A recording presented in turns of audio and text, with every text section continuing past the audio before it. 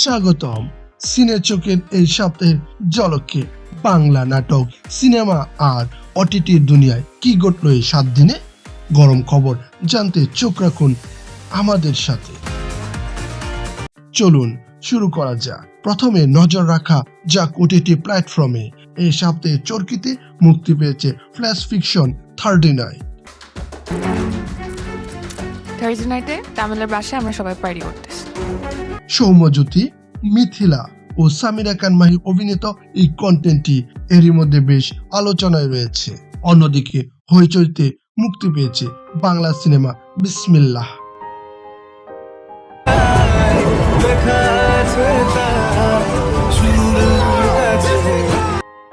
যেখানে আপনারা দেখতে পাবেন কৌশিক গঙ্গোপাধ্যায় এবং শুভশ্রী ও ঋদ্ধি সেনকে। গঙ্গা বইবে, পদ্মা বইবে, ভারত বাংলাদেশ একসাথে বইবে। থ্রিলার প্রেমীদের জন্য জি5 এসেছে রক্তবীজ 2।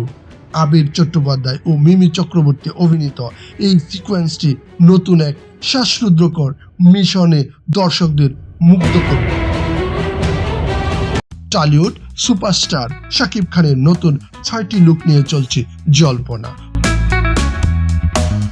অন্যদিকে শুভ ঐশীর নতুন সিনেমা নূর আগমনের খবর রয়েছে এই সপ্তাহের শীর্ষ শিরোনামে। নাটকের কথা বলতে গেলে জনপ্রিয় অভিনেতা মুশাররফ করিমের ফিল্ম ডিমলায় আসছেন স্ট্যান্ড আপ কমেডিয়ান চরিত্রে, যা নিয়ে দর্শক মহলে বেশ উত্তেজনা। এছাড়াও অভিনেত্রী দীপা খন্দকার তার প্রথম ধারাবাহিক নাটক পৃথিবী বদলে গেছে এর শুটিং এ ব্যস্ত সময় পার করছে। একটা চাদর হবে চাদর। এই সপ্তাহের বিনোদন জগতে নেমে এসেছে সুখের ছায়া। প্রয়াত হয়েছেন একটা চাদর হবে চাদর খ্যাত গুণী সঙ্গীত শিল্পী জেমস সুমন এবং গিটারিস্ট সেলিম হায়দার। তাদের আত্মার শান্তি কামনা করি। এই ছিল বিনোদন জগতের সব খবর। কোন আপডেটটি আপনার সেরা লেগেছে? নতুন রিলিজগুলোর মধ্যে কোনটি দেখতে চান? নিচে কমেন্ট করে অবশ্যই জানান।